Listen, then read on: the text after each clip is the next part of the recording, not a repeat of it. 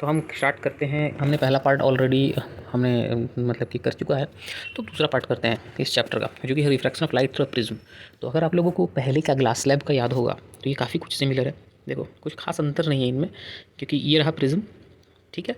और इस प्रिज्म में बेसिकली हो क्या रहा है, ये जो मैं मार्क कर रहा हूँ अभी, इसको ध्यान से समझना, अदरवाइज़ यहाँ कन्फ्यूज़ होने के चांसेस थोड़े ज़्यादा हैं। तो यहाँ पर ध्यान से समझो कि पी क्यू जो आप देख रहे हो, राइट, ये इंसिडेंट रे है, या यूँ कहूँ मैं, चलो स्टार्टिंग से आपको कहता हूँ कि जैसे मान लो आप एक प्रिज्म को रखे हो, बिल्कुल वैसे ही प्लेस करना है जैसे इस तरह दिया हुआ है, ठीक है।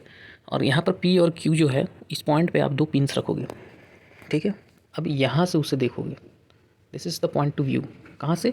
इस तरफ से जब आप उसे देखते हो, ठीक है, तो आपको वो दिखाई देगा, सीधी बात है। और उसके स्ट्रेट लाइन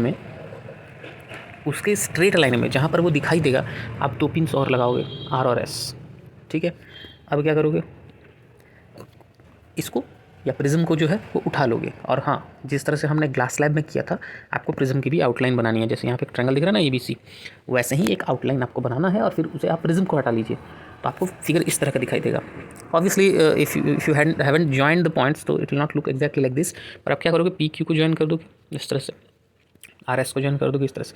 तो आपको बड़ा ही आश्चर्य होगा ये देखकर कि जो लाइन आपको स्ट्रेट लग रहा था, एक्चुअल में वो स्ट्रेट नहीं है, बल्कि लाइट जो है वो ऑब्वियसली जा तो ऐसे रहा है, but after refraction it goes like this. तो ये आपको स्ट्रेट फील हो रहा था, but it is a refracted रे, ठीक है। अब क्या चीज़ें करनी है, अब जिस लाइन में आप बढ़ रहे थे, आप उसी में डॉटेड लाइन बढ़ा के आगे बढ़ा दीजिए H तक, ठीक है। और जो लाइन आपका एक्चुअल में बना, या मैं कह रहा हूँ RS, जो ये लाइन एक्चुअल में बना, उस RS को भी आपको ज्वाइन कर देना है यहाँ पर G के साथ। I hope it is visible, ये G के साथ कर देना है, ठीक है। क्या पता चला इससे, टर्म्स को समझिए ध्यान से। Okay, what are the terms? PE is the incident ray, obviously. EF, what is EF? EF is the refracted ray. इसको भी आप ज्वाइन करोगे ऑब्वियसली, क्योंकि जब सभी को ज्वाइन करना है तो EF is the refracted ray. Pay attention, refracted I am saying. FS, ये जो पूरी तरीके से फाइनल रे बाहर की तरफ निकल रहा है, इसे एमरजेंट रे कहते हैं। एमरजेंट रे, टर्म्स को ध्यान देना है, टर्म्स ही साइंस में मार्क्स दिलाते हैं बच्चे लोग, तो टर्म्स को ध्यान देना है, बहुत ज़रूरी है। ये जो होता है वो एंगल ऑफ प्रिज्म है, बहुत बहुत ही ज़्यादा इंपॉर्टेंट चीज़। ये जो होता है वो है angle of prism. I angle of incidence. आप बोलोगे सर आई कहाँ पर है, क्या है? ये देखो, एंगल ऑफ इंसिडेंस ना, इंसिडेंट रे और नॉर्मल के बीच एंगल ऑफ इंसिडेंस, ये रहा। Angle of refraction, what is angle of refraction? ये जो आपको दिख रहा है, आई तो मैंने बता दिया, खैर चलो, ये एंगल ऑफ रिफ्रैक्शन है, क्योंकि रिफ्रैक्शन तो सबसे पहले इस सरफेस पे हो रहा है ना, AB पे, इसलिए ये है एंगल ऑफ रिफ्रैक्शन। इसके बाद क्या टर्म इंपॉर्टेंट है, देखो, एंगल ऑफ इमरजेंस। जो फाइनल रे बाहर की तरफ जा रहा है, उसका नॉर्मल के साथ जो एंगल होगा उसे कहते हैं एंगल ऑफ इमरजेंस। तो एंगल ऑफ रिफ्रैक्शन और एंगल ऑफ इमरजेंस में कोई कन्फ्यूज़न नहीं होना चाहिए, क्योंकि यहाँ बच्चे बहुत ज़्यादा कन्फ्यूज़ होते हैं। जितना मुझे जानकारी है मैं आपको वही बता रहा हूँ, ठीक है, बहुत कन्फ्यूज़ होते हैं ना। एंगल ऑफ डेविएशन, देखो, रे जिस डायरेक्शन में जाना चाहिए था, would be, yes, the ray was about to go in that direction, but due to prism, due to refraction, it is going now in this direction. तो इस रे जिसमें अब जा रहा है, और वो रे जिसमें उसे जाना चाहिए था, जो एंगल है उतना ही तो वो डेविएट किया ना अपने रास्ते से। समझ पा रहे हो बातों को मैं जो बताना चाह रहा हूँ, ठीक है। जिस डायरेक्शन में वो गया एक्चुअली में, और जिस डायरेक्शन में उसे जाना चाहिए था, इन दोनों के बीच के एंगल को एंगल ऑफ डेविएशन कहते हैं। That's all I think. इससे ज़्यादा क्या समझाऊँ मैं, बहुत ही आसान है, ठीक है। और ये सारा चीज़ जो है वो इसमें लिखा हुआ है, पढ़ सकते हो, ऑलरेडी मैंने बता दिया है, आप पढ़ सकते हो। That's not important, means obviously it is important, but reading line by line is not important for now.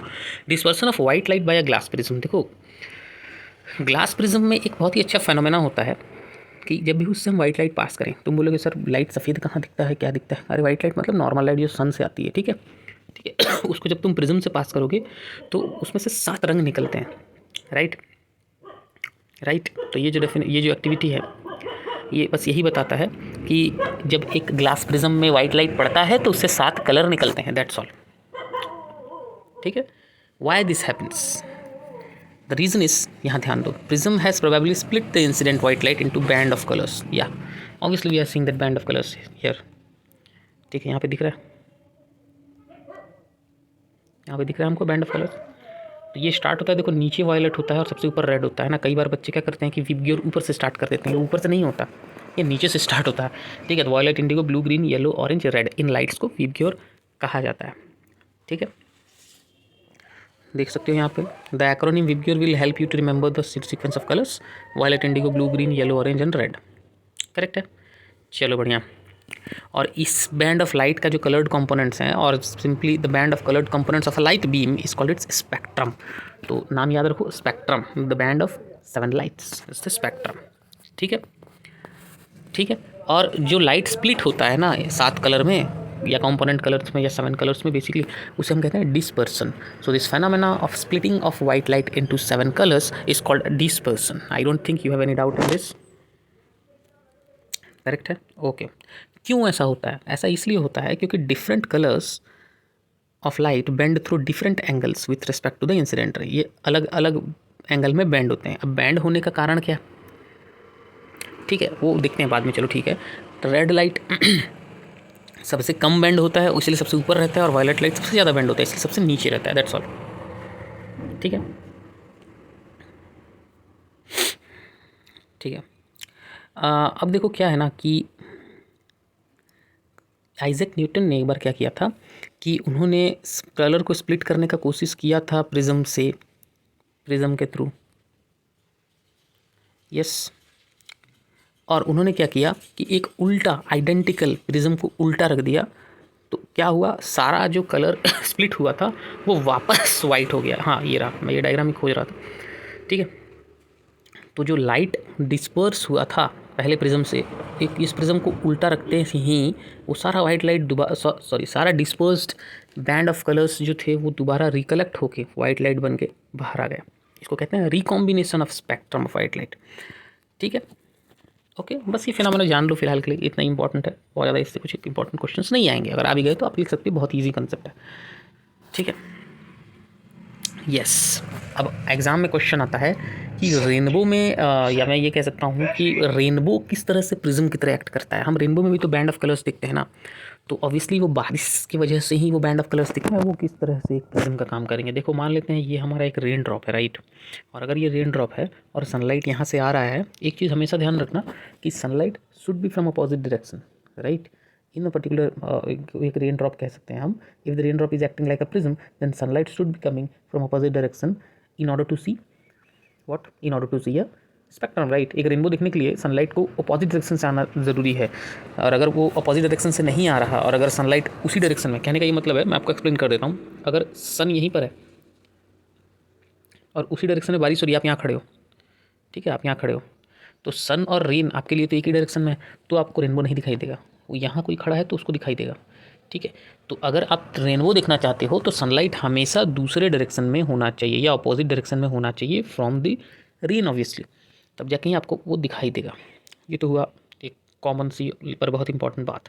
अब आगे बढ़ते हैं। देखो, 3 चीज़ें होती हैं जिसकी वजह से हमको रेनबो दिखाई देता है। देखो, सबसे पहला यहाँ पर क्या होता है, मैं और जूम इन कर देता हूँ। सबसे पहले यहाँ पर क्या होता है, सबसे पहले यहाँ पर रिफ्रैक्शन होता है। ठीक है, रिफ्रैक्शन होता है और साथ ही साथ डिस्पर्सन भी हो रहा है। ये ध्यान देना, रिफ्रैक्शन और डिस्पर्सन दोनों ही हो रहा है। आप कह सकते हो कि हाँ भाई चलो डिस्पर्सन हो रहा है, राइट। तो देखो, सनलाइट आ रहा है, वाइट लाइट जो है वो अलग अलग कलर्स में बट रहे हैं, डिस्पर्स हो रहे हैं, और ये रिफ्रैक्ट हो रहे हैं। रिफ्रैक्ट इसलिए हो रहे हैं बिकॉज मीडियम चेंज हो रहा है, राइट।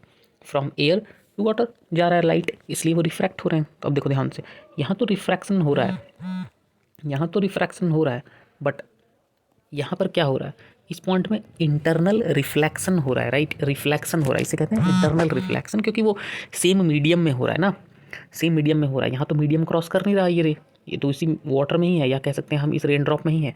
तो क्योंकि वो सेम मीडियम में है तो इसको हम कहते हैं इंटरनल रिफ्लेक्शन।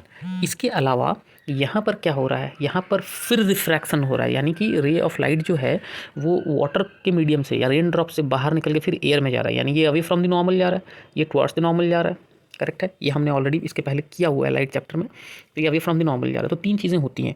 क्या चीज़ें होती हैं? पहला रिफ्रैक्शन, दूसरा इंटरनल रिफ्लेक्शन, तीसरा फिर रिफ्रैक्शन। और इन 3 चीज़ों की वजह से ही हम जो डिस्पर्स लाइट है, जिसको हम कह सकते हैं कि बैंड ऑफ लाइट है, जिसको हम कह सकते हैं कि स्पेक्ट्रम है, उसे हम देख पाते हैं। ठीक है, यहाँ मैं अंडरलाइन भी कर रहा हूँ उस चीज़ को, बहुत इंपॉर्टेंट है। तो इंपॉर्टेंट चीज़ों को मैं अंडरलाइन और हाईलाइट कर रहा हूँ, आप उसका नोट्स भी बना सकते हो बहुत ही आसानी से। तो water droplets acts like small prisms, they refract and disperse the incident sunlight, then reflect it internally and finally refract it again okay when it comes out of the raindrop. दोबारा से उसको refract करते हैं। तो 3 बार होती है, ठीक है, रिफ्लेक्शन, टोटल इंटरनल रिफ्लेक्शन और उसके बाद एक और रिफ्रैक्शन, ठीक है। तो 3 चीज़ें आपने समझ लिया, ये 3 चीज़ें मैंने बताया अभी। चलो बढ़िया, बहुत बढ़िया, आगे बढ़ते हैं। और एक और बहुत इंपॉर्टेंट पॉइंट है जिसको अंडरलाइन करना है, a rainbow is always formed in a direction opposite to that of the sun. Sun के डायरेक्शन के अपोजिट में होता है, जो कि मैंने ऑलरेडी आप लोगों को बताया हुआ है, ठीक है।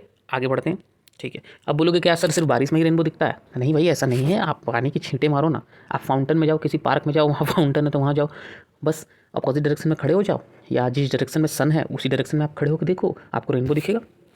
मैंने क्या कहा, समझ गया ना? जिस डायरेक्शन में सन है यानी सन अगर आपके सर के ऊपर है और रेनफॉल आपके बाहर, आपके सामने हो रहा है, या फाउंटेन आपके सामने है, तो आपको रेनबो दिखाई देगा, ठीक है। यहाँ पर ऑब्वियसली लिखा हुआ है, बहुत बुद्धिजीवी बच्चे हैं वो बोलेंगे सर आपने गलत पढ़ा दिया, यहाँ पर लिखा हुआ है कि the sun should be behind you.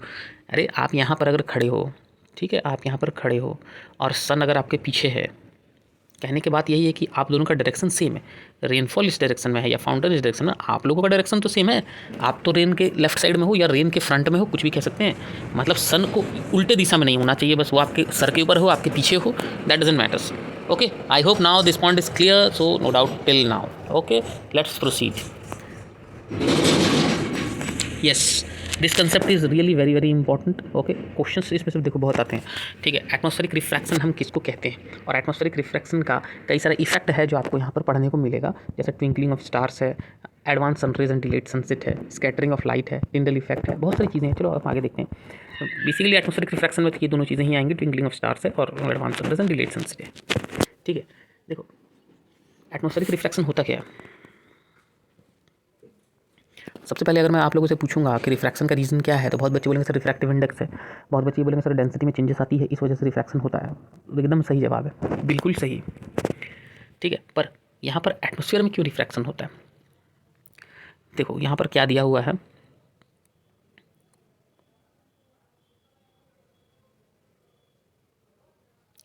यहाँ पर लिखा हुआ है कि आप लोगों ने जब बहुत गर्म हवा चलती है तो आप देखे होगे कि बहुत ही वेवी टाइप चीज़ें दिखती हैं, राइट, वेवी टाइप चीज़ें दिखती हैं, करेक्ट है। या जब कोई चीज़ आग वाग जलाते हो तो आग के ऊपर की चीज़ों को अगर आप देखोगे तो वो झिलमिल झिलमिल करते हैं या बहुत ही वेवी फ्लक्चुएटिंग टाइप लगते हैं। क्यों? बिकॉज जो एयर गर्म हो जाती है, चाहे वो गर्म हवाओं की वजह से हो या आग की वजह से हो, the hotter air is lighter than cooler air above it and it has refractive index slightly less than that of the cooler air. इसकी वजह से तो जो अपरेंट पोजीशन है ऑब्जेक्ट का, जो हम देखते हैं, जो हमको उस समय दिख रहा होता है, वो अपरेंट पोजीशन होता है ऑब्जेक्ट का, एक्चुअल पोजीशन नहीं होता, जिसकी वजह से उसका अपरेंट पोजीशन जो है फ्लक्चुएट करता रहता है और इसकी वजह से वीवी दिखाई देता है। क्यों? क्योंकि फिजिकल कंडीशन स्टेशनरी तो है नहीं, चेंज हो रहा है ना भाई, टेम्परेचर की वजह से चेंजेस आ रहे हैं, कभी हवा जो है वो ठंडा हो गया, कभी हवा जो है वो गर्म हो गया, ठीक है, इस वजह से। Yes, the twinkling of stars is a similar phenomenon on which in a much larger scale. Obviously twinkling of stars, if I'll give you a particular means, obviously when I'll explain you this then it will be more clear to you. Okay, तो चलो आ जाते हैं जल्दी से, हम ये explanation समझते हैं कि ट्विंकलिंग ऑफ स्टार्स क्या होता है। देखो क्या होगा, ये रहा, जब हम अलग अलग रेज़ को क्रॉस करके स्टार की लाइट जो है वो हम तक आती है। अलग अलग रेज़ किसके हैं? एटमॉस्फेयर के हैं। भाई नाम जानते हो कि नहीं जानते हो? नाम जानना ज़रूरी है मेरे प्यारे बच्चों, ठीक है। Troposphere, stratosphere, mesosphere, exosphere, ionosphere, जो भी है नाम आपको याद रखना बहुत ज़रूरी है। तो वो जो लेयर्स होते हैं एटमॉस्फेयर के ना, उनकी डेंसिटी अलग अलग होती है, उनका रिफ्रैक्टिव इंडेक्स अलग अलग होता है, जिसकी वजह से क्या होगा कि मैं एग्जैक्टली एक्सप्लेन कर देता हूँ। थोड़ा सा सुंदर बनाने का कोशिश करूँ, वो बन नहीं रहा मुझसे, ठीक है, तो माफ़ करना। जैसे जैसे लाइट जो है वो रेस को क्रॉस करता है, लेयर्स को क्रॉस करता है, हम जानते हैं कि अर्थ के पास वाले लेयर जो होते हैं वो ज़्यादा डेंसर होते हैं। और you know that when light moves from a rare to denser medium it moves towards the normal, right, it moves towards the normal. तो हर बार वो लाइट क्या होता है ना, वो बेंड होता जाता है नॉर्मल की तरफ, और वो बेंड होकर आपकी आंखों तक पहुँचता है। तो आप जब देख रहे होते हो लाइट को तो वो तो इस तरह दिखाई देता है, वो लगेगा कि हाँ ये तारा तो यहाँ पर है, स्टार तो यहाँ पर है, बट एक्चुअली में स्टार जो है वो उसके थोड़ा लोअर पोजीशन में है। आपको जो दिखता है अपरेंट पोजीशन वो उसका थोड़ा लिटिल बिट हायर पोजीशन रहता है। क्यों दिखता है ऐसा? ऑलरेडी मैंने बताया, क्योंकि वो लेयर्स को क्रॉस करके आता है और हर लेयर डेंसर होता जाता है जैसे आप अर्थ की तरफ बढ़ते हो, and it moves towards the normal. This is the only reason. आराम से पढ़ सकते हो, मैंने पूरी तरह से एक्सप्लेन कर दिया। ठीक है, होता क्या है अब देखो, ट्विंकलिंग क्यों करता है भाई? ठीक है, as the path of rays of light, just a second, या as the path of rays of light coming from star goes on varying slightly. ठीक है, वेरी कर रहा है ना, हर बार वो नॉर्मल की तरफ मुड़ रहा है, घूम रहा है, मुड़ रहा है, बेंड हो रहा है, तो अपरेंट पोजीशन जो होता है फ्लक्चुएट करता है। और स्टारलाइट जितने एंटर होते हैं हमारे आई में फ्लिकर करते हैं, तो कुछ समय में आपको वो ब्राइटर फील होंगे और कुछ समय में वो फेंटर फील होंगे, यानी जिसको हम कहते हैं ट्विंकलिंग, जिसको हम कहते हैं हिंदी में क्या कहते हैं भाई, हिंदी में समझ जाओ, छोड़ो हटाओ, मुझे याद नहीं आ रहा वर्ड। तो उसे ट्विंकलिंग इफेक्ट कहा जाता है। क्यों ऐसा होता है? कंटिन्यूअस बेंडिंग ऑफ लाइट की वजह से कभी उसका पोजीशन क्लियर होता है, ब्राइट दिखता है, कभी उसका पोजीशन जो है वो फेंट दिखता है। बस यही रीज़न है और कोई रीज़न नहीं है। ठीक है, हाँ, कई बार एग्जाम में क्वेश्चन आएगा, एग्जाम में नहीं भी आएगा तो नॉलेज बहुत ज़रूरी चीज़ है, ये फ्यूचर में तुमको ज़रूर काम आएगा कि प्लैनेट्स क्यों नहीं ट्विंकल करते हैं। देखो प्लैनेट को ना, ये हाईलाइट करने वाली चीज़ है, collection of large number of point size sources of light होते हैं। स्टार क्या होता है कि सिंगल सोर्स ऑफ लाइट हम उसको कंसिडर करते हैं क्योंकि बहुत दूर है, और प्लैनेट क्योंकि कंपैरेटिवली पास हैं, तो वो कलेक्शन ऑफ बहुत सारे छोटे छोटे पॉइंट सोर्स के कलेक्शन हो जाते हैं प्लैनेट्स। तो एक बार में अगर एक पॉइंट फेंट हुआ तो दूसरा तो ब्राइट है ना, अगर दूसरा ब्राइट फेंट हुआ तो तीसरा तो ब्राइट है ना। कहने का मतलब है कि जो ओवरऑल लाइट हमारे आंखों में पड़ता है उसमें कोई वेरिएशन हमको फील नहीं होता, क्योंकि वो कलेक्शन ऑफ पॉइंट्स है। That's why, that is the reason.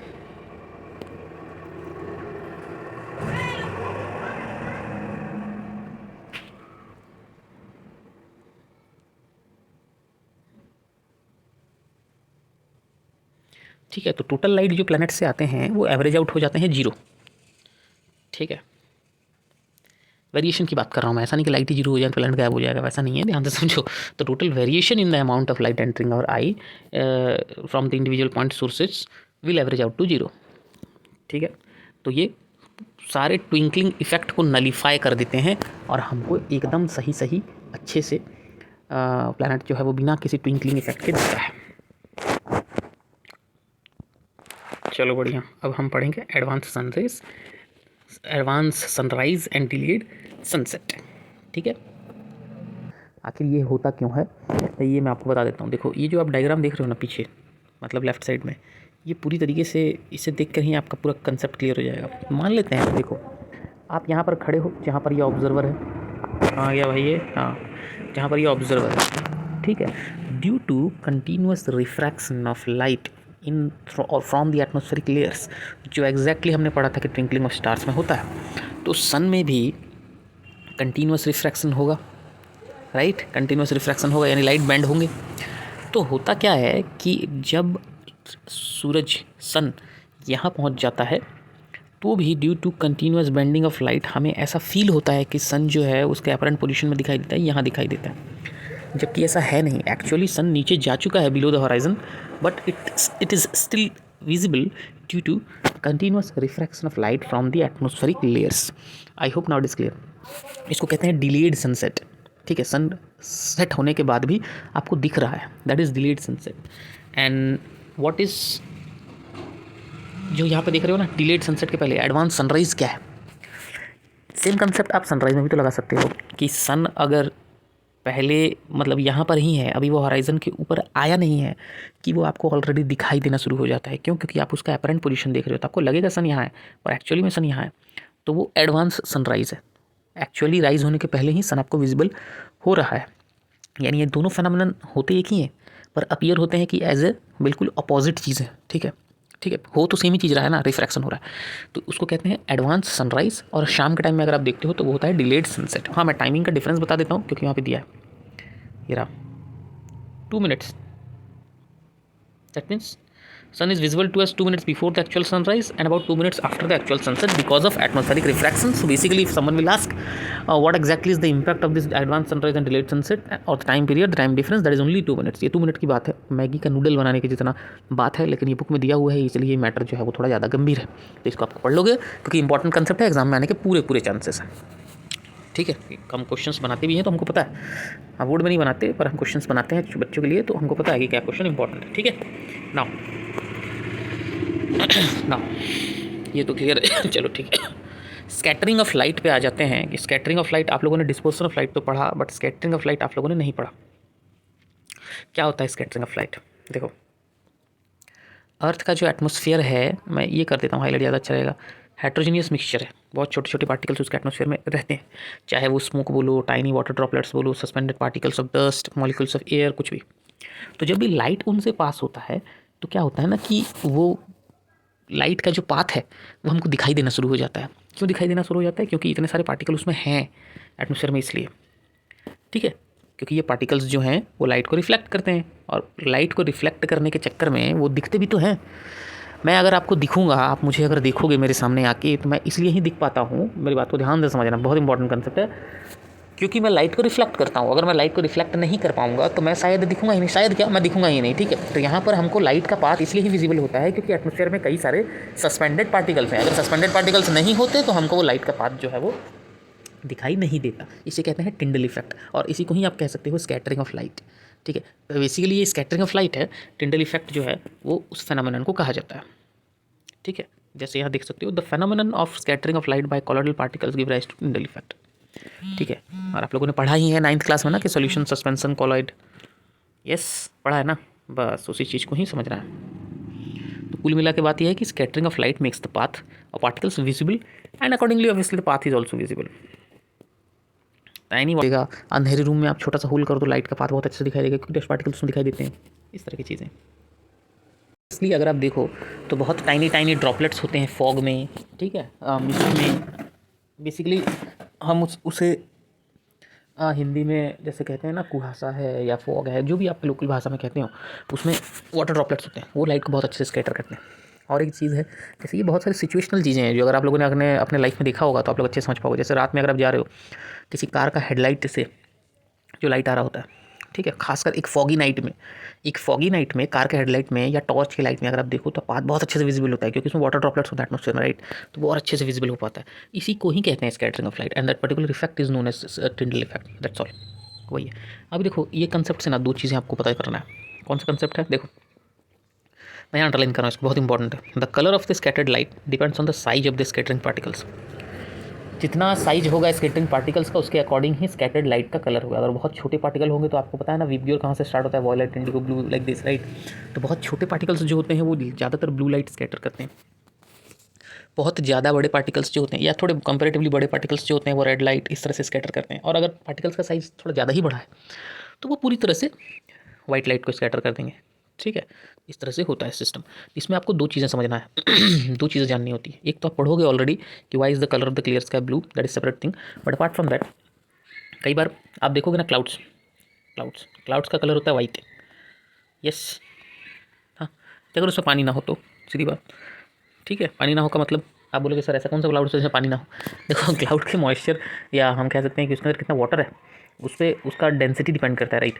तो क्लाउड्स यूजुअली वाइट क्यों दिखते हैं? क्योंकि उनके पार्टिकल्स बड़े होते हैं ज़्यादा, तो वाइट लाइट स्कैटर करते हैं। अपार्ट फ्रॉम दैट, सन का लाइट जो है, जब आप ओवरहेड होता है, ठीक है, तो वो वाइट दिखाई देता है। खैर ये तो कुछ अलग ही रीज़न हो गया, इसका छोड़ो, हटाओ, इसका मैं एग्जांपल बाद में दूंगा, अदरवाइज यहाँ मिसमैच हो जाएगा, छोड़ो।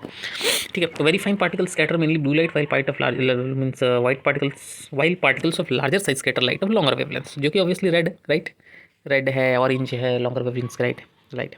आगे बढ़ते हैं। Why is the colour of the clear sky blue? देखो, यहाँ पर कुछ स्पेसिफिक डेटा पहले समझ लेते हैं। The red light has a wavelength of about 1.8 times greater than blue light. ठीक है, when sunlight passes through the atmosphere, the fine particles in air scatter basically blue light with shorter wavelengths. क्यों? Obviously इसके लिए responsible क्या चीज़ है? Sky में जो particles होते हैं, या हमारे स्काई तो ऐसा कुछ नहीं होता ना, according to science what is sky? Basically there are layers of atmosphere, और जो एटमॉस्फेयर के लेयर्स में जो पार्टिकल्स होते हैं उनका साइज कंपैटिबल है ब्लू लाइट स्कैटर करने के लिए, दैट्स वाई। ओके, इसलिए वो ब्लू लाइट स्कैटर करते हैं।